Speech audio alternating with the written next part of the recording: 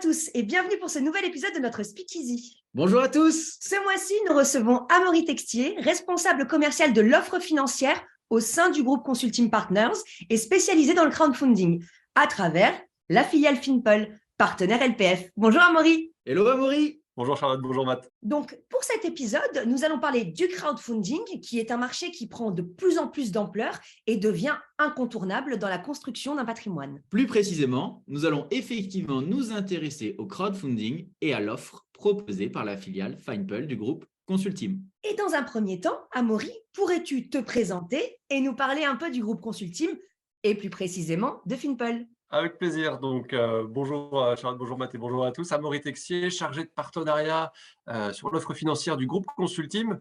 Le groupe Consultim, il existe depuis 1995, depuis plus de 27 ans aujourd'hui. Il est spécialisé dans l'investissement immobilier direct et indirect. Et il figure parmi les leaders de la conception et commercialisation de produits d'épargne immobilière. Il propose notamment une large gamme de solutions d'investissement à destination de nos partenaires professionnels du patrimoine, comme le cabinet La Pérouse Finance, et avec deux compartiments.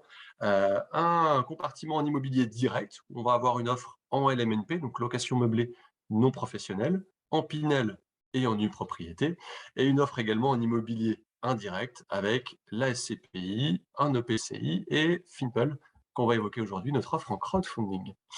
Et donc Finpol a rejoint le groupe Consultim en 2020 et est devenu un acteur de référence sur le marché du crowdfunding immobilier et PME. Super, merci beaucoup Amaury. Et maintenant, est-ce que tu peux nous en dire un peu plus sur Finpol, ses métiers et son approche du marché? Alors Finpol est l'une des principales plateformes de crowdfunding en France. Elle a été créée en 2013 par le fondateur Thomas de Rhône. Elle est née de la volonté de rassembler d'une part des entrepreneurs talentueux en recherche de financement et des investisseurs ayant la volonté de donner du sens à leur épargne. Finpol était d'abord spécialisé dans le private equity et dans la structuration d'opérations destinées à financer des jeunes pousses ou sociétés innovantes en croissance. Finpol s'est développé ensuite à partir de 2016 dans le financement des opérateurs immobiliers, tels que des promoteurs, des marchands de biens ou autres. Finpol a rejoint le groupe Consultim donc en 2020 afin de poursuivre son développement en s'adossant à un groupe d'une plus grande importance et qui dispose d'une profonde expérience de la matière immobilière et du marché du patrimoine.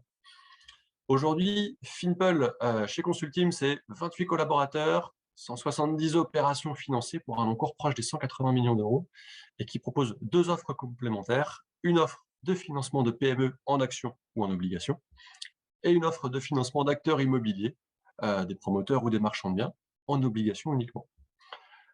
C'est un véritable savoir-faire reconnu par le marché. Nous sommes très heureux d'avoir été récompensés en 2021 comme la meilleure plateforme de crowdfunding par le palmarès Gestion de Fortune, puis en 2022 en devenant lauréat du sommet de l'immobilier, de l'aménagement du territoire et de l'innovation, dans la catégorie plateforme de crowdfunding la plus innovante. Super, merci. Oui, effectivement, comme ça, c'est plus clair.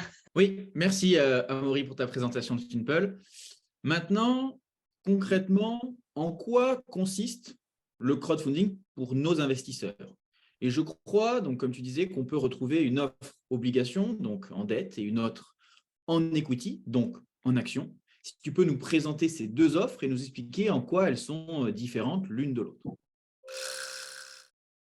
Le crowdfunding repose sur un mécanisme assez simple, avec donc l'objectif de rapprocher des opérateurs en recherche de financement et des investisseurs en recherche de placement, notamment pour une diversification de leur patrimoine, de rendement et d'impact. Les épargnants peuvent, selon les opérations, investir au capital de société, et donc en actions, ou alors investir en obligations, et donc en dette.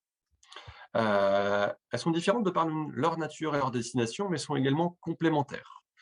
L'investissement en capital représente une prise de risque plus significative, puisque l'investisseur devient actionnaire de l'entreprise qui l'accompagne, et l'investissement appelle à une maturité d'investissement un peu plus longue, entre 5 et 7 ans en général, en contrepartie en revanche d'un avantage fiscal. Alors que l'investissement obligataire propose un cadre contractuel défini, avec un rendement et une durée fixée à l'avance.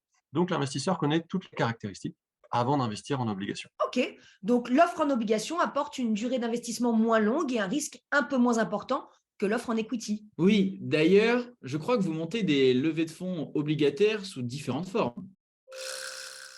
En effet, Matt, les levées de fonds obligataires peuvent être réalisées en obligations simples, notamment pour les acteurs de l'immobilier comme les promoteurs et marchands de biens, et ponctuellement avec un capital assuré par une compagnie d'assurance qui se porte caution sur le remboursement du capital ou la mise en place d'une fiducie sûreté pour apporter une garantie supplémentaire à l'investissement.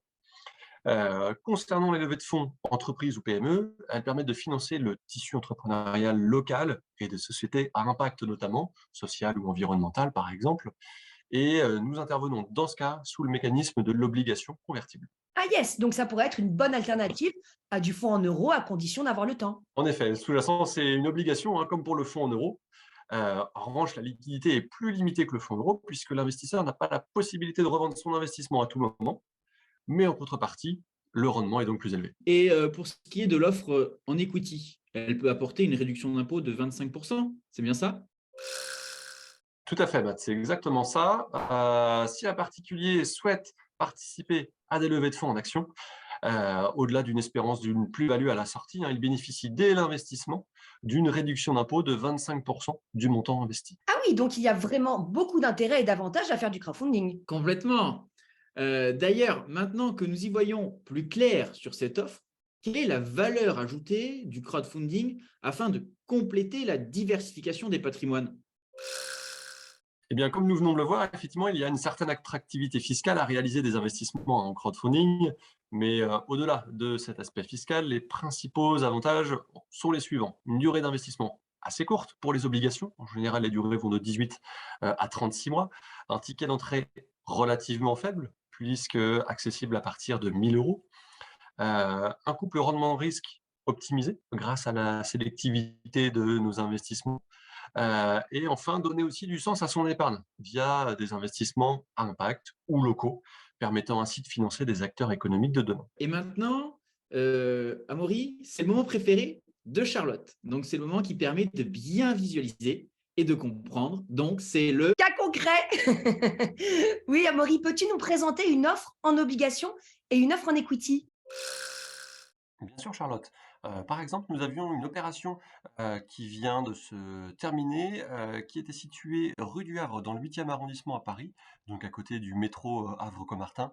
Le financement portait sur l'achat d'un immeuble et de la restructuration de cet immeuble afin de transformer la résidence en location courte durée haut de gamme. Les caractéristiques de cette levée de fonds étaient les suivantes.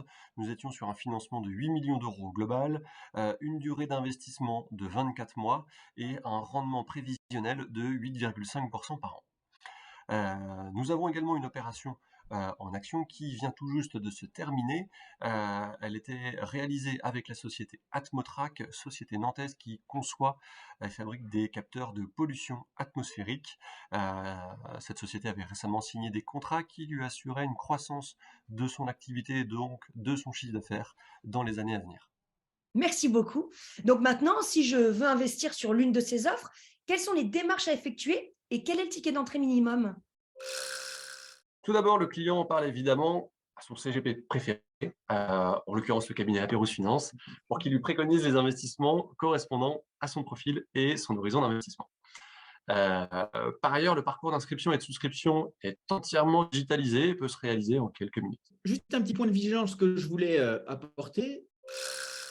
Il faut bien qu'on se rappelle, comme Amaury nous l'a expliqué, que l'offre en crowdfunding est une solution non liquide bloquée pendant la durée de l'investissement. Donc, il faut que ce soit en adéquation avec le patrimoine et les objectifs de chacun. Et donc, concrètement, si j'investis par exemple 10 000 euros aujourd'hui, quel serait mon gain dans le projet que tu nous présentes en obligation? Si j'investis 10 000 euros aujourd'hui, je percevrai donc un rendement prévisionnel de 8,5% par an tout au long de mon investissement, soit 850 euros par an avant fiscalité. Et je suis remboursé de mon capital investi à l'échéance des 2 ans. Donc, je vous laisse apprécier le rendement par rapport à la rémunération d'un livret A, par exemple. Oui, c'est vrai. Merci beaucoup. Et du coup, si j'investis ces 10 000 euros dans le projet en equity, qu'est-ce que ça donne? Si j'investis 10 000 euros aujourd'hui, je vais percevoir tout d'abord une réduction d'impôt sur le revenu de 2 500 euros l'année suivante. Ensuite, dans le cas d'une sortie positive dans un horizon de sortie situé entre 5 et 7 ans, je suis remboursé de mon investissement avec une plus-value potentielle. Attention, l'investissement en action présente également un risque de perte en capital. C'est très clair. Merci Amaury. Passons maintenant à la question qui fâche. Amaury, peux-tu nous détailler les frais qui sont supportés dans les investissements que tu viens de nous expliquer? Pour les investissements en obligation, la question ne fâche pas trop puisque le client n'a ni frais d'entrée et ni frais de gestion, ni frais de sortie. Il doit simplement acquitter la fiscalité évoquée précédemment. Pour les investissements en actions, le client doit en revanche acquitter de droits d'entrée de 5% en plus de son investissement qu'il souhaite réaliser. Pas de chance, tu t'en es bien sorti sur la première question, mais tu as 2 questions qui fâchent. Je crois que la collecte sur les opérations en crowdfunding que vous lancez est extrêmement rapide. En effet, le crowdfunding repose sur un modèle de collecte assez rapide, notamment en raison d'une part, l'attractivité de l'investissement pour les clients, rendement élevé et durée assez courte, mais également parce que les opérateurs doivent répondre à un calendrier spécifique pour réaliser leurs opérations. Je pense notamment à une signature, par exemple, chez le notaire pour des opérateurs de marchands de biens qui réalisent un achat immobilier. Ah oui, donc c'est une offre sur laquelle il faut vraiment être très réactif. Bon, bah, c'est bon. Où est-ce que je signe?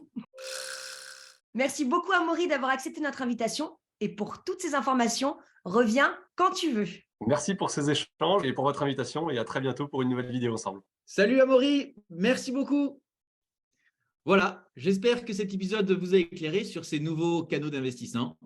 Et comme toujours, LPF suit l'évolution des différentes offres. C'est la fin de ce Speakeasy. Merci beaucoup pour votre attention. On espère que ça vous a plu. Si c'est le cas, n'hésitez pas à liker et partager la vidéo. On se retrouve le mois prochain pour un nouvel épisode. Et d'ici là, restez au contact de vos rêves.